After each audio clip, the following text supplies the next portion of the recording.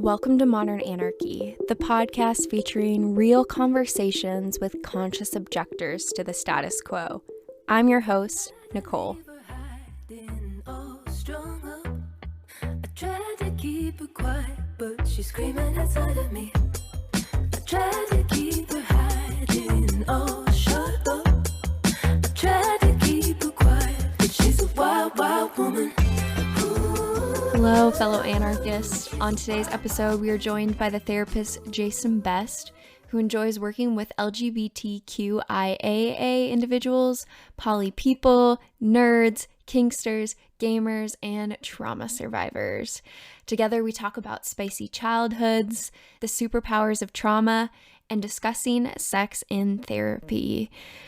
I feel like one of the biggest things I'm taking away from this conversation is exactly the title, right? That when these things happen in our life, these traumas, atrocities, other pieces, that is not the end of our story.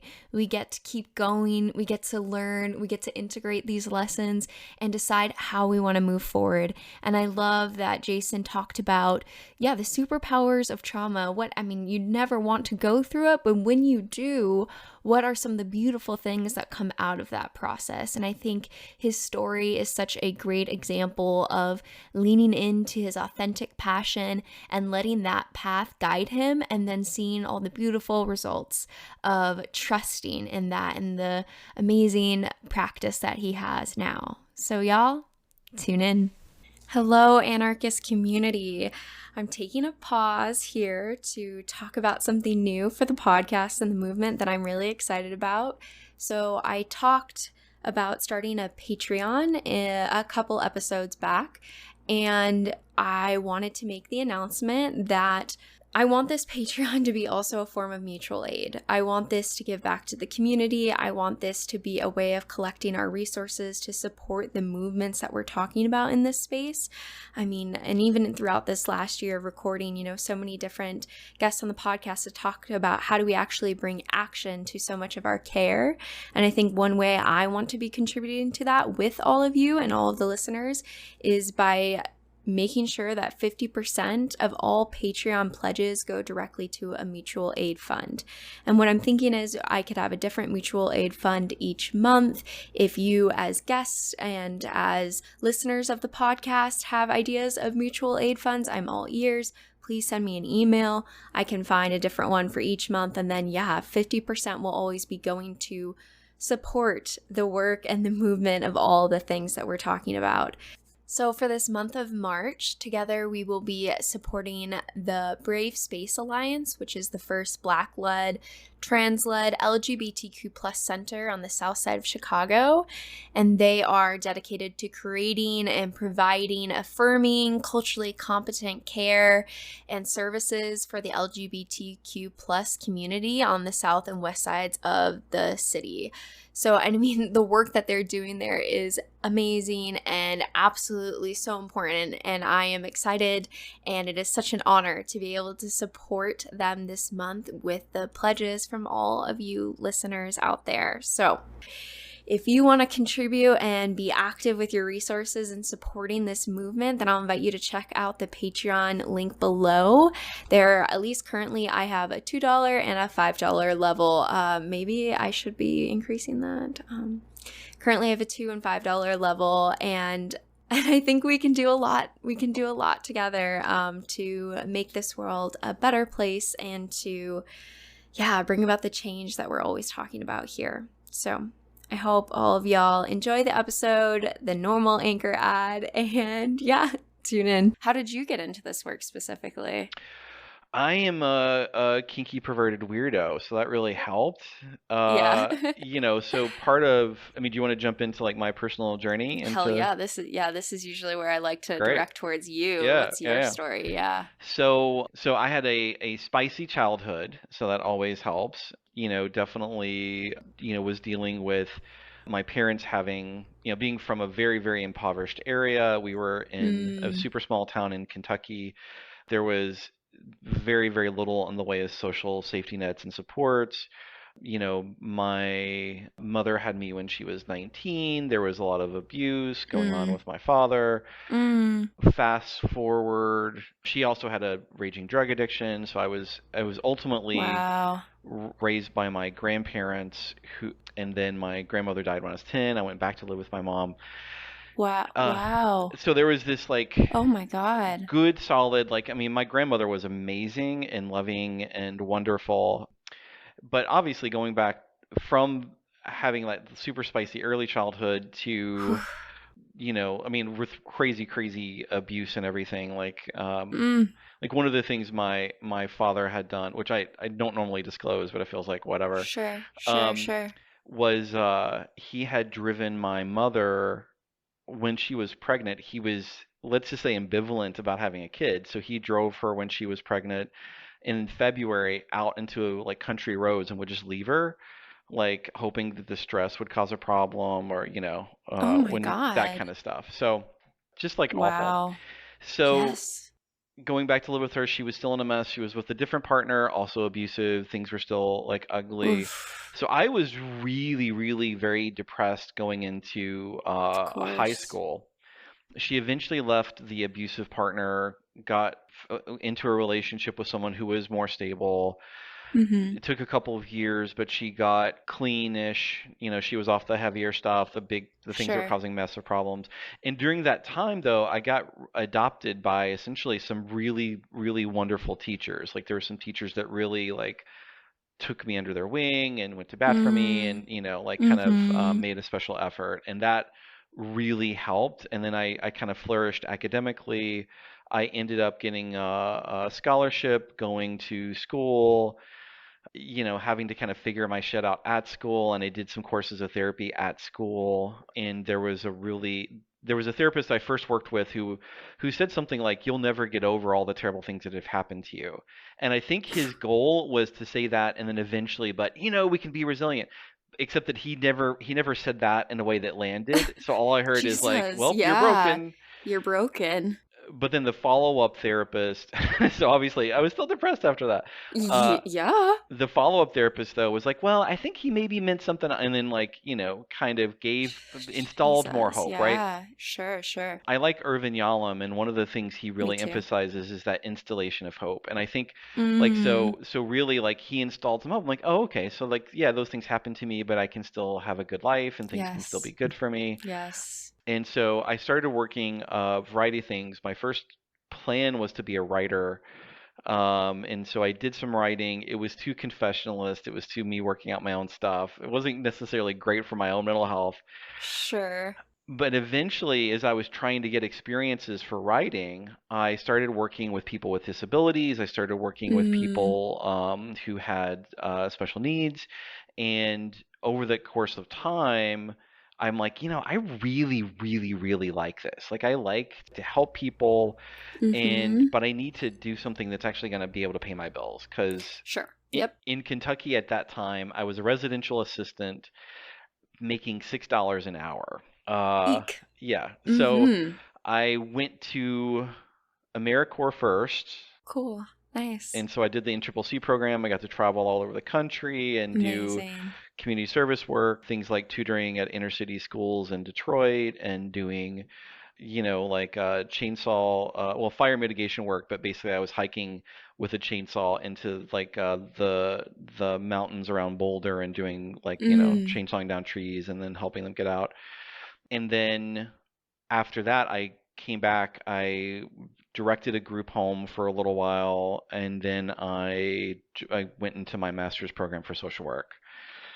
And then straight from there to the Alexian Brothers Behavioral Health Hospital, where I ended up working in their partial IOP program for, I was hired right after my internship, so I did 10 years there. And you get to see everything, like, working in a partial IOP program, and a lot of therapists don't even know those exist, but you get Mm. to see. Inpatient. Well, no, it's the in between. It's so Oh, partial IOP IOP is in. not. It's Yeah. intensive outpatient or partial hospitalization. Okay. So it's actually like they're there with you every day of the week, well, 5 days of the week, but then they go home. And Interesting. Yeah. so we we were kind of the buffer from people who were about to be hospitalized if they couldn't kind of get corrected, Sure, sure, or sure. people who had just been hospitalized and they were really too sick to be totally off the grid yet, but they couldn't be you couldn't remain hospitalized. And really, hospitalization is not therapeutic typically. Nope. It's just about safety. Exactly. But we saw tremendous growth and like awesome Yeah. changes like consistently. I mean, I would see people who Amazing. were extremely depressed and anxious and traumatized, go through these radical life changes, do amazing things. Like it was wonderful. And so, but also it paid poorly comparatively, and Heavy. it's heavy, difficult work. Like the hospital would make record profits and they would throw a pizza party. Ugh, But yeah, there was does never a not feel fair. bonus or anything. Yeah. So I So much started labor. a private practice 2 year, as soon as I got my LCSW, I started my private practice, and I was just seeing a few people a week, and I was a generalist. I was seeing a lot of people with depression, anxiety, whatever. I was kind of seeing what I knew as well, so I knew a bit about disabilities and working with those things. So I was also seeing some folks with disabilities. Is it got into my career though, I was getting to a point where I'm like, okay, I'm working a lot at the hospital. I want to start growing my private practice. I was also a member of the kink community, a member of the poly community, and from the beginning, I had patients who were in those communities who would say like, "Oh, you know what a munch is? Oh, Yeah. like so that I'm not cheating on my husband because I'm dating my boyfriend." Okay, Mm. and then they were referring their friends and stuff, so there was already word of mouth that was starting to grow. Yep. But I had heard kind of clearly from some folks at the hospital, like, I mean, some people were very cool and awesome, and some people were very clearly kink phobic. People would come Yep. in admitting to a consensual non-monogamous relationship, and some therapists, well, they're actually cheating, and then you would push back, but also it was very clear if you were a member of this group, well, you're never going to get a referral from them again. Jesus. Um, and so Ugh. I knew that if I came out, I would be losing referral sources, that people would stop referring to me. But there came a point Ugh. where I'm like, fuck it. I just want to live Yes. authentically. I think that there's a need. I'm just going to advertise and market myself for the things that I actually know about. I'd also been Yeah. reading books and going to conferences like the Caris conference and a number of others over the years. And I'm like, screw it. I'm just going to put myself out there. And as Hell yeah. soon as I did, I absolutely lost referral sources and my business exploded. Like I got, Wow. like so many more referrals than I could ever deal with. Ugh. And then I just went more and more into full time until I was completely full time and had way more people referrals than I could ever take, and was referring out and helping my friends fill up their practices. I got in with the Chicago sex therapy community, with the kink and poly where Chicago therapist community. I'm on that listserv. Yeah. Yeah. Yeah. And did talks and did those kinds of things. I helped friends fill up their practices, but I I was love it. just not wanting the extra work of running my own practice because it's It's a a lot of lot. work. It is a lot. Yeah. And then, I'm married. My wife is like, "Hey, I think we should have kids. And by the way, my clock is ticking, so give me a baby now, or I will cut you." Mm. And I'm like, Whoa. "Okay, give me a minute." And it's the same thing. A lot of people who've been traumatized or had abuse early on, like it just took me a while to kind of relax into Yes. it. Breathe. Yeah. So I said, give me, it's a long time, but I'm like, give me 2 years because I think I can set everything up so that we'll be in a good place. Because my fear was I'm a private practice solo practitioner. So if I go on vacation, if I take time off for paternity leave, there's no income. And Yeah. Where's the money? I'm the primary breadwinner. So then I started building Yeah. my practice, and I had someone great, Carla Scherf, who's on our team, reached out to me around that time and is like, "Hey, I've heard so many great things about you. I've been wanting to work with this community. Can I sign up with you?" And I'm like, "I'm not ready yet, so it's going to be a bumpy couple months. I like get everything in place." And she's like, "I'm okay with that." And so Yeah. we just went, and now we're up to 15 therapists. We've got 5 interns right now, And then we've already accepted another 3 or 4 for the summer and fall. So, What a life story, too. And I mean, I'm thinking about all the way back from your childhood and going through that. And I mean, it sounds like an incredibly difficult time when the people that you love deeply weren't there to support you in the way that you mhm, needed at that time, and mhm, having to go and find that stability with your teachers. I mean, that's just so difficult. And especially losing your grandma, having to go from your mhm, mom to your grandma, finding your stability there, and then losing that at such a young age. mhm. Just so much instability. Yeah.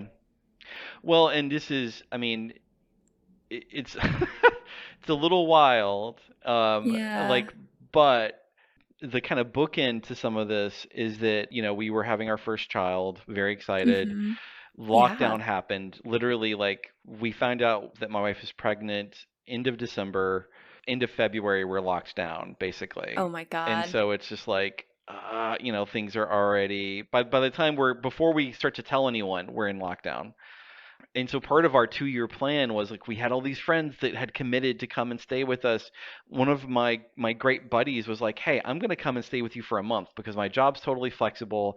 I'll stay with you guys the first month this kiddo's here and help with like overnight diapers and feedings and stuff. Like put me in, coach." Such, I mean, and like an insanely generous offer. And then the pandemic hit and we couldn't do any of it. Like nobody could be Whew. around, no one could be there. Yeah. So that was tough. At the month mark before my daughter was born, my mother dies suddenly. She has a Mm. heart attack in her sleep, and we still don't know if COVID was implicated. Like she'd had a cold, went to bed. She had COPD and some other health Uh, issues, and just had a heart attack in her sleep. oh my God. Then 2 weeks after my daughter was born, we get a call. It's my about my father, and obviously, Oh again, my no. father, a lot of stuff there. But he was in the hospital, and they basically were asking me like, we have to pull the plug, we think, or we could do this horrible surgery for him because he Uh, fell, hit his head, was unconscious for 3 days on his own, and so there's just all this stuff that could happen, but oof. we don't think he'll ever be himself. Like, what do you want to do? And so it's like, yeah, I mean, I guess so I lost my father, and so that Oh was my like God. like in the course of six Jason. weeks. Jason. And I say this in part because it's fucking crazy, but Yes. also telling my because I was just hiring staff and bringing people on, and one of my very good friends, Sharon, who works for me, said to me, like, she just said to me this to me recently, but she's like, when you told me that your mother died, I felt so horrible for you. I'd just been hired, and then your baby was born. And I'm like, oh my God, that's so great. And then you said your father died, and there was a little while where I was like, is this guy telling the truth? Is this all made up? Yeah. Like, this It's a can't be this lot. can't be real, can it? And it's not Yeah. like they even like they were living in different states, hadn't been around each other in years. It was just like a horrible coincidence. Timing. Yeah. Yeah, so that was obviously awful. Oh. But I say that because, dealing with the pandemic, and I think for a lot of people, if you're a therapist who's been working for a while, you know, before the pandemic was the Trump years. And so you were Mm. dealing with people feeling insane and crazy and trapped for years before. And then the pandemic hit. And then also people like me like have real life shit going down during all of this Oh, crazy time. yeah. And so I think for Ugh. everybody there is this sense of like national, I mean, worldwide civilization level trauma that people just have not Sure. had a chance Yes. really to process. Yes. I think it's going to be one of the great, challenges of our age as mental health professionals is not only to weather the current storm, but also to kind of like make some sense of it someday. Yes, yes. And then on top of that, right, us as professionals have the added level of your own personal life. You're treating all these people, helping all these people, but within your own personal Right. life, you're having all of this pain and instability that you're having to process on top of trying to care for the other people that are in instability, Right. which is super difficult and a lot to handle at once, It's especially when you're yeah. trying to bring on a new child and maintain that relationship. It's overwhelming. Yeah. Yeah, it was a lot. Yeah, my wife's comment was, it was like, I don't know how you're handling this well, and it freaks me out. Yes. Yes. Which is Yes. fair. I mean, I think part of it was like, yeah, I had something to focus on. Like, it was like, yeah, I've got Mm, to keep myself moving because there's a little baby that needs a diaper change, and she doesn't, yeah. she doesn't know about any of this other stuff. She needs her bottle. So like, get up and get going. But again, I also know some of this I definitely have dealt with, and I've certainly been talking about with friends and like processing Mm, stuff. mhm, mhm, mhm. But I also know that there's some of this that I'm not going to process until things are more chill, and then it's going to Sure, be of like, course. yeah, Yes, exactly, exactly. yeah, Yeah. It's like when you're in that trauma and survival state, it's almost impossible to see that what you're in until you're in that moment when the dust settles, right? And then right, you're able to look back and see the fullness of what you were in. Because when you're in that survival state, you're just using different aspects of your brain to get through what you need to get to through. And I'm thinking about, your wife making that comment of you're handling this so well. And also, when we look back at your childhood, I mean, you were going through significant traumas mm-hmm, on, a normal basis. And so you had to learn really quickly as a child, like, how can I deal with this level of massive instability in my family mm-hmm, life and still maintain myself and focus? mm-hmm. Yeah, absolutely. And it's one of the things that I tell, because I deal a lot with people with trauma. That's one of my Yeah. specialties, strangely. Yeah. Um, but one of the things I tell people is that it does give you some superpowers frequently. Yes. Now, the superpowers aren't always worth it. Like if I had a magic wand, I'm like, do you want superpowers or, but I'm gonna have to like break your legs. I don't know. But if you had to get your legs broken anyway, well, getting some superpowers wouldn't be a Mm-hmm. bad benefit. Yep. And so I think it's about part of when we really grapple with acceptance, it's also accepting like I am the person I am today. And in some ways, the reason why I have a very successful business and why my life is really great generally now is because of bullshit that went down when I was a kid or, stuff that I've had to live through since. Exactly, exactly. And I mean, there's that term post traumatic growth, right? And I mean, we Right. know that in other aspects of our life, kind of like with weightlifting, right? Or building muscles, Right. it's that process of breaking down the muscle that allows you to build more. And so, that in the same way, we're going through these traumas. And when we break down, we're typically have if we, have the right environments and the right skills to come back with resilience, actually become so much stronger from that Mm-hmm. experience. No, absolutely. And I think some of what I do kind of falls into that narrative realm where it's like about what storylines are we telling ourselves about our Yes. life. And I think that it's for me a helpful narrative is to hold on to like that, yeah, shitty things can happen and there can still be growth and hope and things that come from that. And that's something that generally is very sustaining for me. I also do try to hold on to, and not every bad story has to have a happy ending. Like I think sometimes as Mhm, therapists we can be mhm, too, mhm, mhm. we can be too driven to put like, but now here's how things are better because of what you just went through. And it's like, Exactly. no, Yes. sometimes things just suck because of what you went through and it Yeah. sucks. And Mhm. that's real. Mhm. Yeah, it's always the meaning of what you make out of that, right? I recently finished Man's Search for Meaning by Viktor Frankl, right? And I mean, Fantastic book. Yeah. exactly. And here's the Holocaust, right? Like, how you don't look at someone from that and say, well, great, now you're super strong. Love that Right. happened to you, right? Yeah. That is, no, that is a horrible atrocity. And so at that point, then it's up to each individual that have experienced these significant, horrible atrocities. What meaning do you choose to make out of that? Right. Like, saying to someone, sometimes God creates a Holocaust just to make you a better writer. No, Uh, no, no, no, no, no, no. yeah. No. Yes. Horrible things happen all the time. And I'm thinking about that therapist that told you that you were never going to get over the, trauma of your life. Right. And what narrative did that tell you as someone in that moment, trying to grapple with? You're looking up to this person that's supposedly supposed to have the answers to healing, and they're telling you you're not going to heal. Yeah. Yeah, and certainly that's what I heard, right? I heard things are Yeah. hopeless, you're not going to heal, things are always going to feel shitty.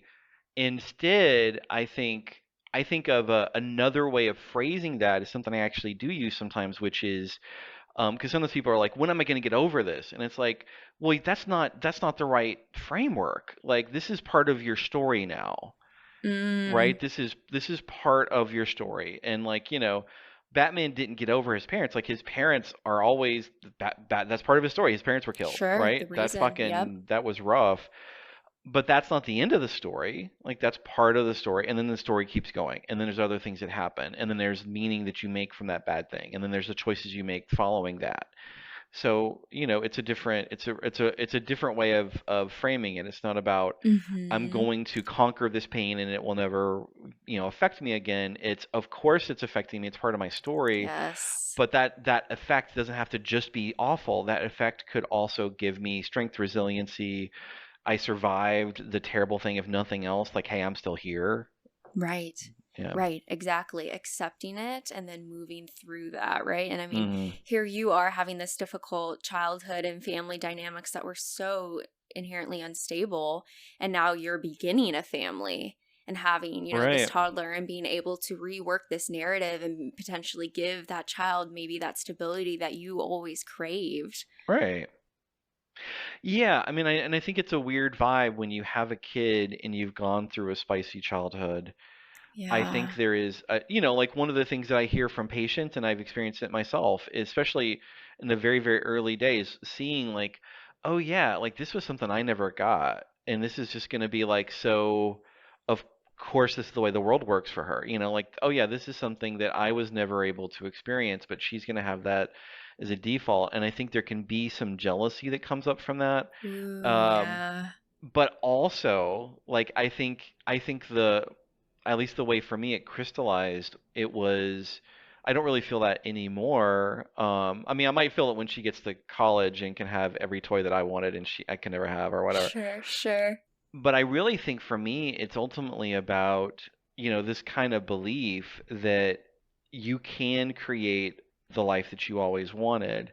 And I can still be a part of that in life and experience that life, right? So I get to have, I'm seeing it through the parents' eyes, but the parents' eyes are pretty good. Like, I get to see Mm, this really happy, funny, weird kid do cool stuff and be a part yeah. of that, and it's actually kind of Mm-hmm. wonderful. And then I can kind of have this recreation in a way that's like really great. And it's ultimately about her and her life, and it's not just about me fulfilling all my stuff with her, But it is. It life. is. It Yeah. is your life and your journey and your meaning to make out of this situation, right? And like, this is your story. This is your Batman story. Hmm. This is the meaning that you're making through the family and the life that you're creating for her. Yeah, I mean, I think it's both, right? Like, Yeah. it's the story that me and her are telling together. Yeah. Yes. And I love that. I mean, and that's the tricky piece about parenting, right? Is that sometimes parents then want so much so to have their narrative lived throughout their children, so much Yeah. so that they don't allow them to live their own life. So I love that you're very cognizant of that, right? Like, Yeah. so much so that this is my life, but it's also your journey. And so if you take this a completely different way, that's great. And that's your life to live. And I'm excited for you. Yeah, and I think that is ultimately the major failing of a lot of the adults. Not my grandmother. My grandmother had a different sort of failing. Like, my grandmother's failing might have been, although not completely for sure, but to a part where she went a little wrong was sometimes she made it too much about like the kid and not enough about her. I think that Mm-hmm. a lot of the other adults were making it just like all about them, and it was very much that culture, that kind of you know early 80s to mid 80s country culture, which still certainly exists, of kids are supposed to be obedient, kids are supposed to do what their parents tell them, kids are supposed to believe what their parents want them to believe, and when none of those things are actually true, which they're just not, then Right. suddenly it's, well, the kid is being bad and naughty Mm, and must be punished, and that's the way you get kids yeah. to do the right thing, is you punish them until they're correct. Which is just not, again, how the world works. It's a great Nope. recipe to alienate your kids and push people away. Yep. Yeah. Exactly, exactly. And I mean, it's difficult because we know that's always done out of love for the most part, right? Or what was mirrored to them in their Yeah, childhood of they think it's what they're supposed to do, I think. At least a lot of the people. exactly. Yeah. Exactly. So then it's like, oh, you have empathy for them knowing that they're just trying to do their best, but also at the same time knowing that that is not the most effective way to parent or to be in any relationship, Yeah, right? and then a lot of times it created real harm. Yeah. Yeah, I mean, I can Yeah. certainly look at cousins and, other people in my life who I saw being raised in that way and, Mm, who have scars. Like I certainly have mine. yeah. Like, Yeah. yeah, but I think the people who were doing it out of maybe love mixed with ignorance rather than like, the people that were malevolent or, kind of awful. I think there's definitely a different vibe there. Right, yeah, the generational trauma that can just slew through. And at what point do you become the person to change that, to Right. set yourself on a different trajectory so that your daughter doesn't enact those same patterns, right? Yep. Yeah. Could you tell me more about the scars that you feel like maybe those have left on you from that level of parenting that maybe now you're wrestling with as a parent, finding, yeah, your daughter growing up and how you're kind of working through those things that might still, because you use the word scars, right? Still present. Yeah, I mean, I guess I'm thinking, like I think there was a lot growing up that was like certainly after my grandmother died and I went to live with my mother again, and my grandfather died a few years after that, Oh so it was, God, Jason. uh, they were they were both gone by the time I was like 14. Wow.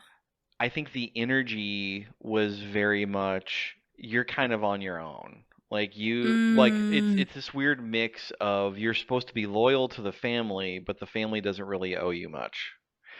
And so, if you're being critical, particularly if you're telling secrets outside of the family, again, a lot of drug use, a lot of substance use stuff, that's a very, very bad thing. If you're talking to a therapist, that's a very bad thing. So you should really be self-sufficient, keep your shit like to yourself, but obviously be here for me if I need you. That was kind of the vibe mm, sometimes. Now, I will say interesting. to my mother's credit, I do think that she changed as she aged, and I think that she kind of realized that she had messed things up, and she didn't really ask much of me. We did not have a close relationship. We talked every, a few times a year, really, but I do think there was regret for sure on her part. I think that the result of that, though, like I sometimes, so I have I'll give you an example. So I have a chronic illness. Like I have a rare migraine disorder, causes like all kinds of weird things, paralysis, the world goes wonky, Tough, brain tough. foggy stuff sometimes. Yeah. It's like a daily chronic migraine. So Mm, with my partner, we generally talk pretty well, and I think we've both had our own things that we've really worked on. For mm-hmm. me, one of the bigger things is actually trying to say like when I'm hurt or when I'm not feeling well or to a way that Mm, feels clear. So there was a yeah. day where I was having the onset of one of my really terrible bad migraines, and I come home and I'm like, yeah, I'm not feeling great. And for me, not feeling great, well, my instinct is that's going to be perceived as way too much. Like that's going to be Mm, perceived as holy shit, you're about to die. Go, go lay down. My wife, not being insane, hears that and goes like, "Oh, so you're feeling a little bit okay. Well, I'm cooking dinner. Could you just like hang out with me while I'm cooking dinner?" Thinking that that's a mild request, not a big thing. I'm literally thinking I might fall over, but you're mm, telling me that it's so important to you that you must be feeling so fragile in some way that if I don't stay here, you're going to be really, maybe you'll be mad or upset or not feeling. So I'm like forcing myself to stand up and stay near where she's oof. cooking. And the world is like spinning, and like I'm feeling like, Oh, all of this stuff coming up until eventually like I'm like I gotta lay down, and she's like, well, yeah, why don't you lay down, like, and then I'm by that time I like fall over, right? I can't get to the bed, right. and she's like, oh my Right. God, why did you let it go so long? And I'm like, well, I told you, and you said that you needed me. And I'm like, she's like, wait, what did you think you told me? I'm like, well, I said that I wasn't feeling well. She's like, that doesn't mean I'm about to collapse, asshole. Like I don't, that's not what, like that's not what I Yeah. heard. Like I heard that you just were feeling a little under the weather. I'm like, oh yeah, okay, all right. So it's really, especially when it's one of those things, it's like, okay, I really, really have to put this through the filter a couple times to make it louder and louder than what feels right to me for it to be audible. Right.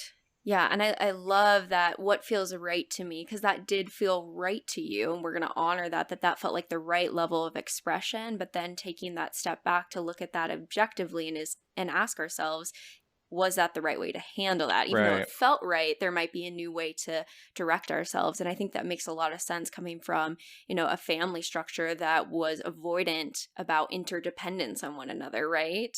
Right. Yeah. Exactly. So then you're constantly saying, I need to protect myself. The people in my families are doing protecting themselves. I need to do this all inside, especially what you said about therapy and talking to other people not being a thing. Mm-hmm. So then all of your healing was individualistic rather than interconnected on people around you. So now you're creating this new family structure, new dynamics. And here you have this moment where communication is failing, both of you that are wanting to connect so deeply Yeah. but just failing at that moment. And how do we learn to do that better? Oh, it's Yeah, and, tough. and and I should say too, like I have done several courses of therapy and I'm in therapy now. I think therapy is Of course, amazing, yeah. obviously. Same. But Yeah. also it's still like like it's hard for Exactly. that to like, I am very my instinct is to be self-sufficient, take care of my Mm, shit, survive, get through. But actually, paradoxically, I did learn very much how to build connection with other people because that was also a survival strategy. It's like I need mm. friends, I need people that because I couldn't go to my family. So if I was gonna get through, I kind of had to have other people in my life that I could reach out to and connect with and Definitely, yeah. So then you still got that interdependence from other people that maybe were a little bit more stable at that time to give you healthy right. relationships. Yeah. Yeah. And I mean, it's so fascinating because all of this stuff, even when we're in therapy, and, to that one therapist point of you're never going to get over this, it does shape us. Yeah. Yeah. And we can't get away from that, Yeah. right? Like, that's just a really thick reality. Yeah, and again, I mean, good ways, bad ways, right? Like I've been Exactly. someone who is great in emergencies. Yep. I've been the person that can go into a really difficult situation and figure out a solution and get out of it my whole life. And there's times where that has absolutely been the world's biggest boon. Like it is kind of a superpower. And then there's also like, everything is going great and there's no stress and I'm just like, Exactly. very like what do I Yeah. do? What do I do now when Right. I'm not in that survival state? Right. Exactly. And I mean, that's in my opinion, the duality and the complexity of life, right? It's never this or that. It's this gray in between Mhm. of like, yes, there's mess and there is beauty and there is all of that here. I think exactly what you said Right. earlier. Sometimes as psychologists, we're kind of like pushing for this positive narrative always. And in doing so, we leave out the space to talk about the negative, tough stuff that really is still present. Right. Yeah. Yeah, and I think with clients, so I do a lot of DBT, a lot of ACT, a lot of third wave kind of stuff.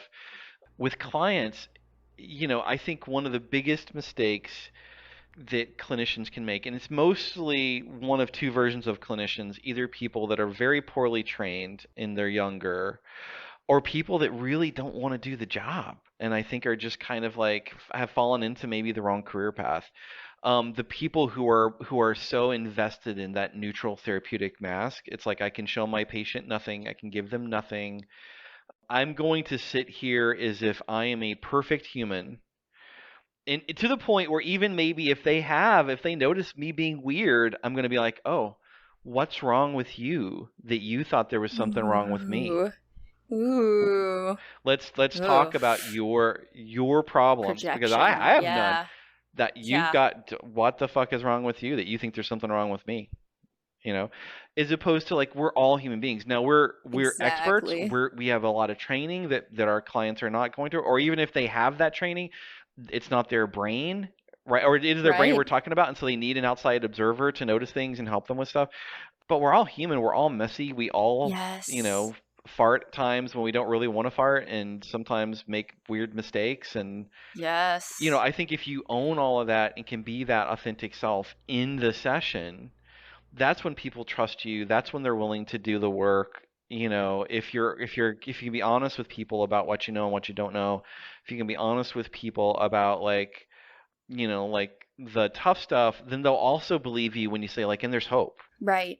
Exactly, exactly. And that's part of what I hope, that this podcast does is like lift a mirror up. I'm not trying to be, a psychologist or something that has all the answers. I'm just trying to show up as a human that Yeah. is, navigating these things. And Mhm. when I talk to people and I don't have the answers and talk about my failings and these sort of things, it's obviously so different, right? Because there's so much more disclosure here on this podcast than maybe in a therapeutic Yeah. setting. But I hope that anyone looking in can see like, oh, she's just a human.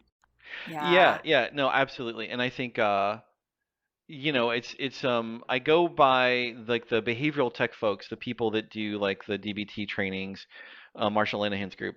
They do they do a training on those types of disclosures, and the best advice I've heard from that was talk about anything that you're okay talking about. So if something is not Mm, an absolutely raw open wound, then talk about it. Like if something is that for you, you should probably avoid it because you're not in a place to be able to maintain those boundaries. And so the example someone had given was that they had been through a divorce. They had their head on straight around it. They knew what was going on. It was okay. So like with couples that we're talking about, like I don't know, we might get divorced. That's so scary. It's like, yeah, I've been through that. It is scary, but also you do survive. So if you want to stay in the relationship, stay because you want to, not because you feel so afraid of this outcome. The other thing they mentioned though was that they had a brother who was very ill and was dying, and they're like, sure. that's way too raw. I couldn't go into Of that. course. And so I think like knowing that Right. about yourself, like all of the things I've talked about in the podcast today, it's all stuff that I've worked through and had experience kind of talking about, and so it's Yep. safe for me to go there.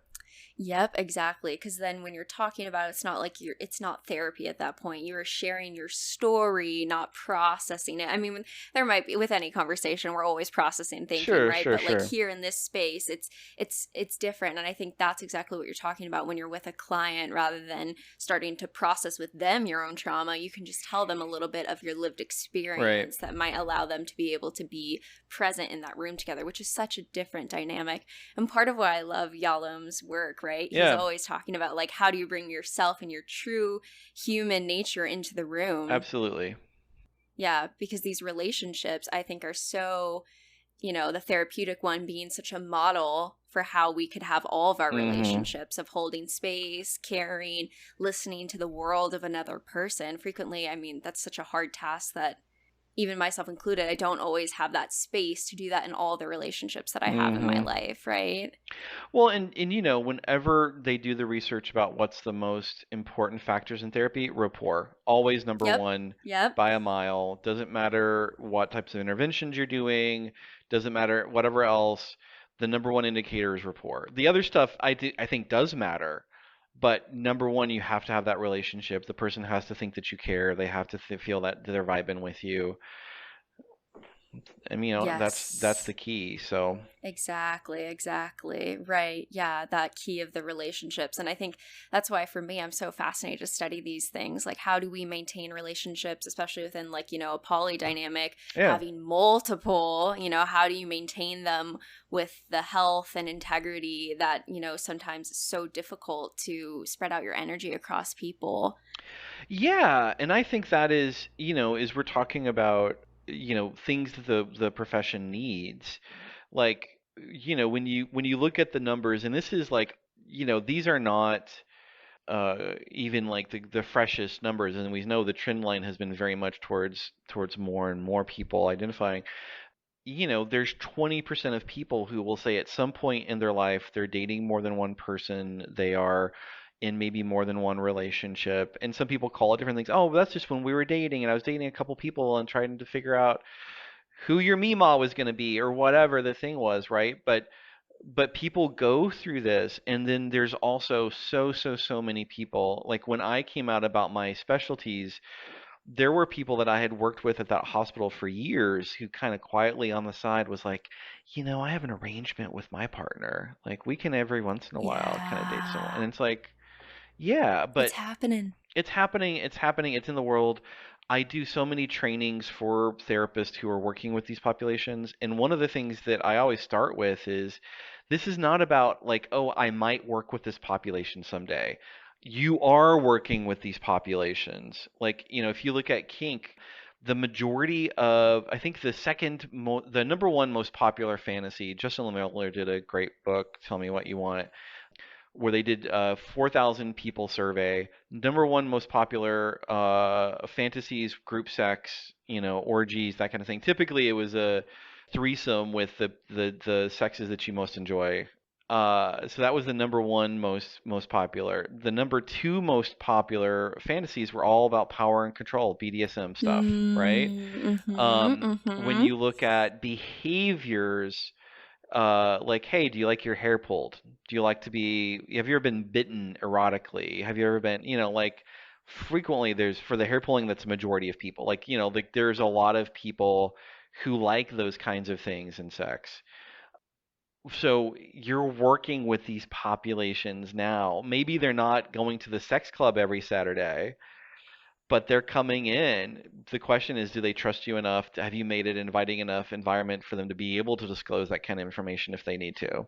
Exactly, exactly. Do they feel safe enough to talk about it? And I remember even in my own therapy, I was so nervous to talk about sex within my own therapy, right? It's just it felt not even on my therapist's like problem with her. I just was Hmm. like, is this a place where I can actually talk about these things? Yeah. And I think a lot of that's societal conditioning that ooh, taboo, you don't talk about this sort of stuff, right? But like Hmm. that is exactly the kind of space that you want to talk about these things, a private container to be able to explore all of it, Yeah. right? Yeah. Yeah. I mean, one of the things I'll start off trainings or my class, I teach a class at University of Chicago on this. One of the things I'll start off my class with is, okay, have you ever lied to a doctor about things that are going on with you because you didn't know if your doctor would get it or you just didn't want to get into it? Yeah, Every hand goes up. Like it is, exactly.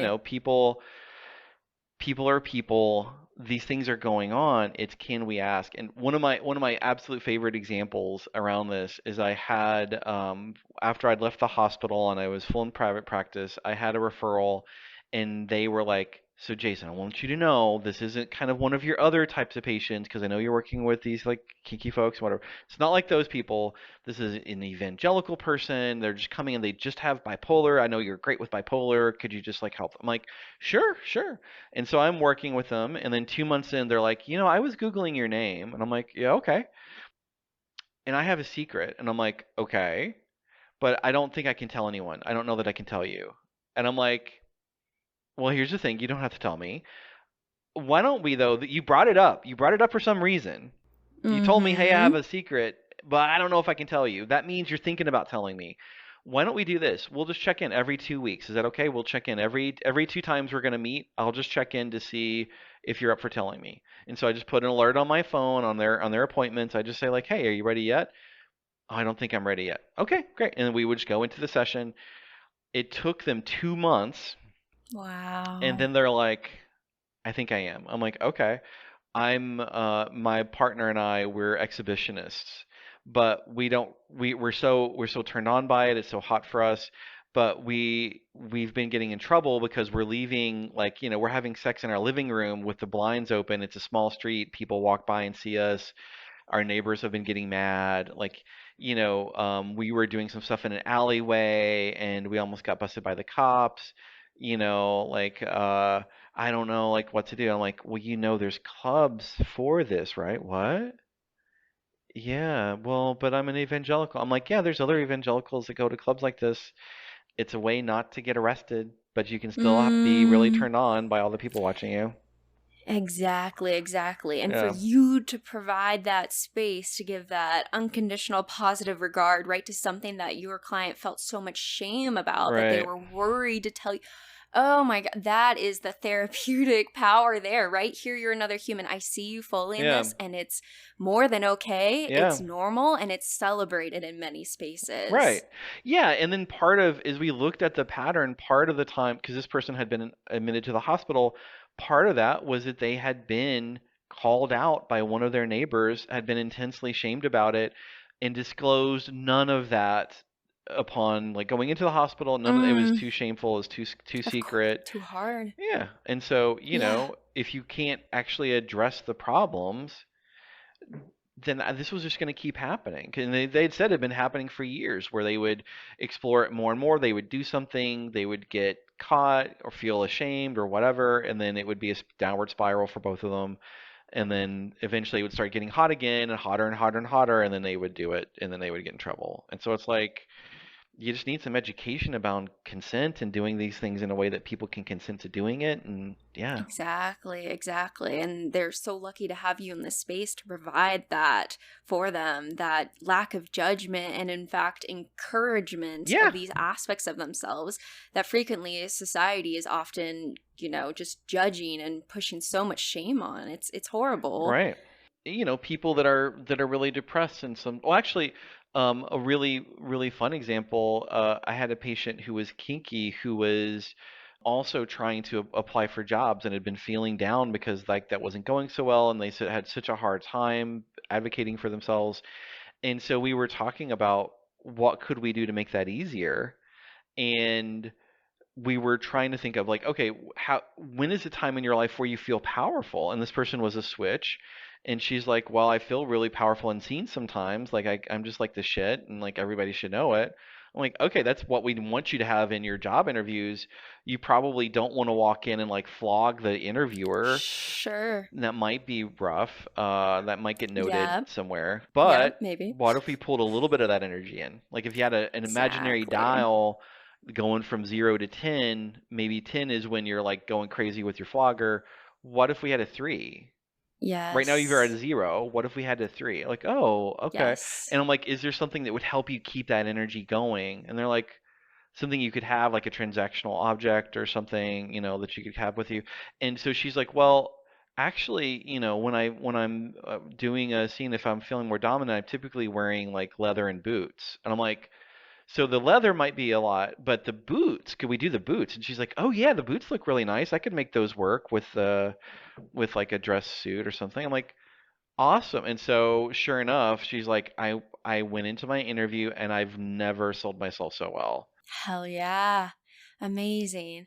And I feel like part of that is normalizing and embracing the different aspects of ourselves, Yeah. right? So that person feeling so powerful in a scene with partners, right? And recognizing that that is an aspect of myself that I don't have to hide away from in Absolutely. other areas of society. Yeah. Yes, we're not going to start having sex in the interview, but that aspect of myself can still show up in different aspects of my life with boundaries. Well, and I think being powerful can be a big taboo for some people, right? Yes, yep, Like especially women. especially women, especially femme folk. Yep, yep. You know, it's also, I think, really compassionate people are sometimes very afraid of the power, especially if they're compassionate and also say sadistic. They can be very afraid of hurting others, and then people way overcorrect, and so they make themselves like a total pushover who everybody uses as a doormat because in their mind it's safer for me to do that because at least I know I'm not hurting people. But then that also takes potentially a powerful compassionate force for good from the world, right? It robs not only Mm-hmm. that person of a better life, but it robs the world of this great influence. And so it is sometimes like, hey, what if we can tap into more of who you've allowed yourself to be in a scene? What if we can tap more into that energy and give yourself, like, here's the thing. You've been running around as a compassionate person who is also sadistic your whole life.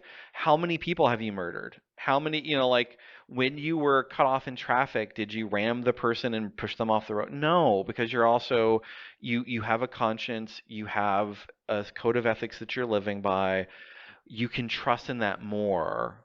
Like, you should certainly be aware that you can do harm. That's absolutely a thing.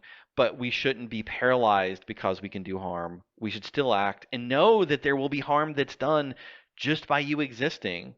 Exactly. It's inevitable, right? Yeah. And then I'm hearing the story of the embrace of your authenticity, allowing so much more space for you to take up and be your whole Yes. Right. self.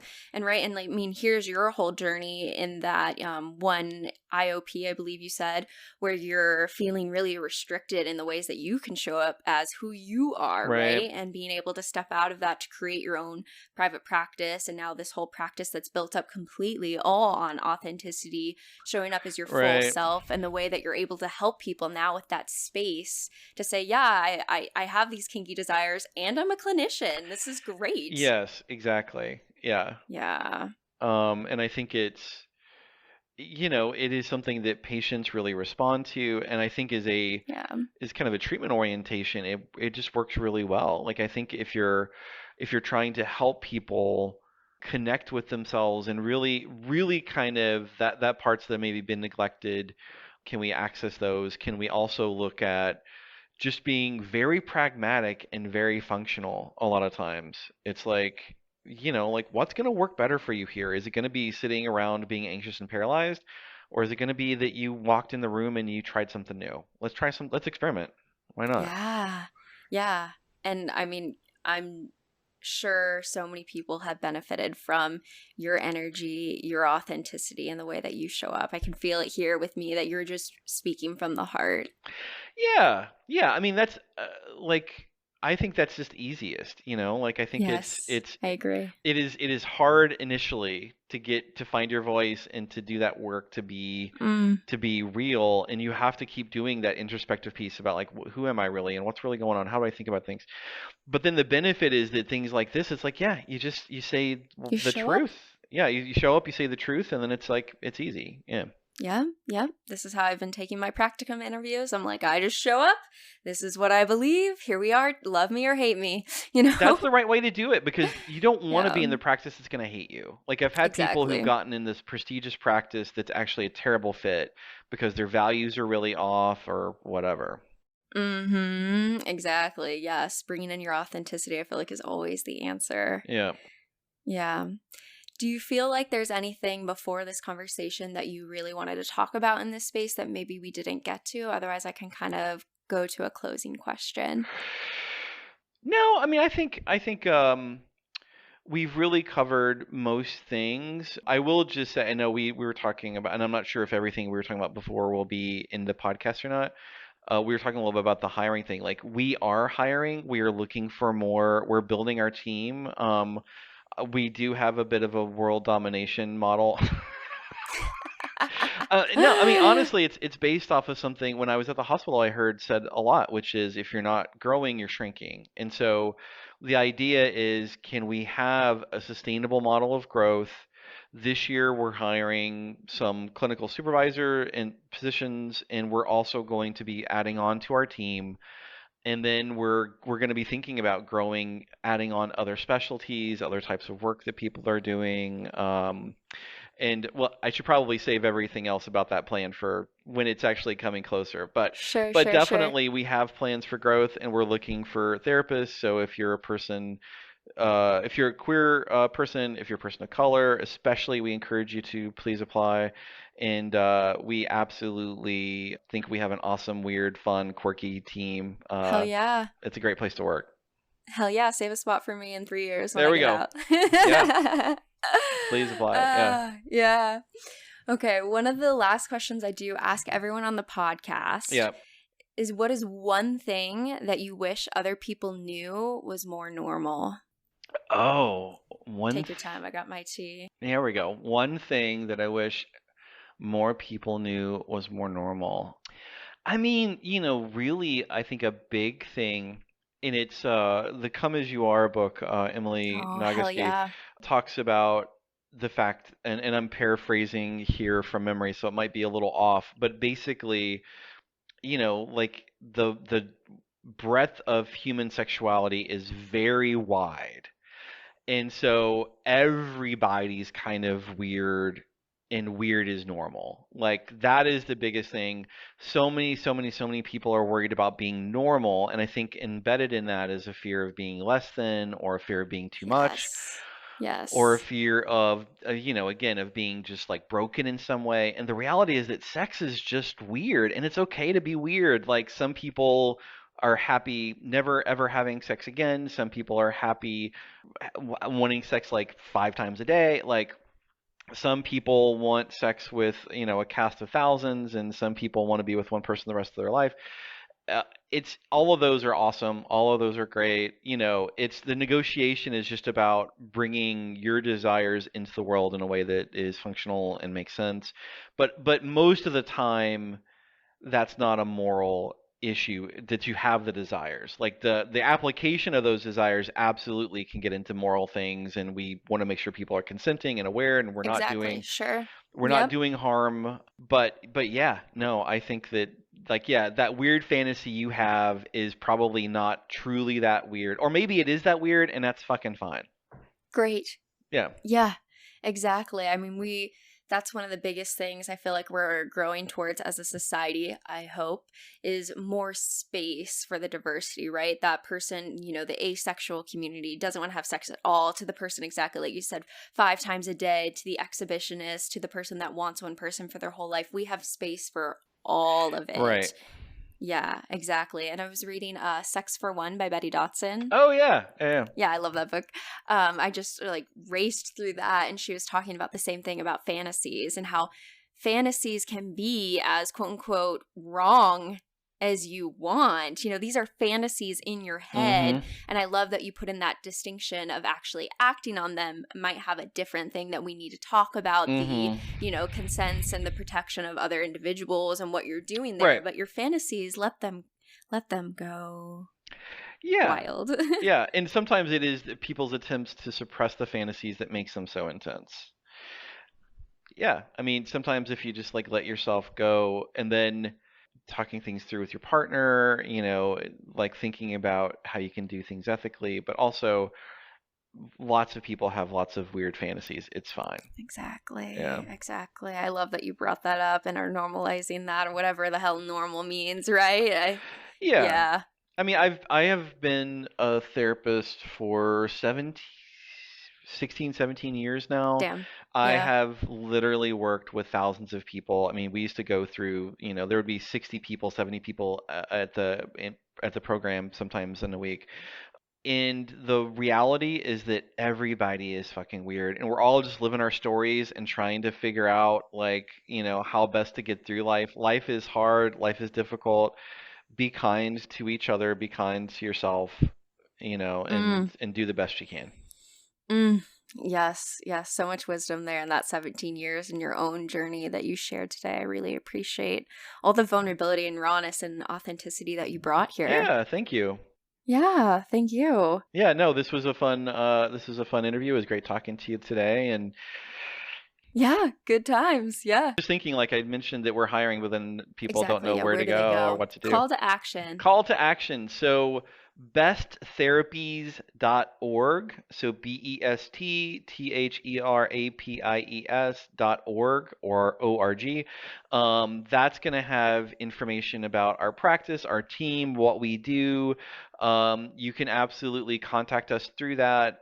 You can also email us if you want to email inquiries about a job or just send us a resume or whatever.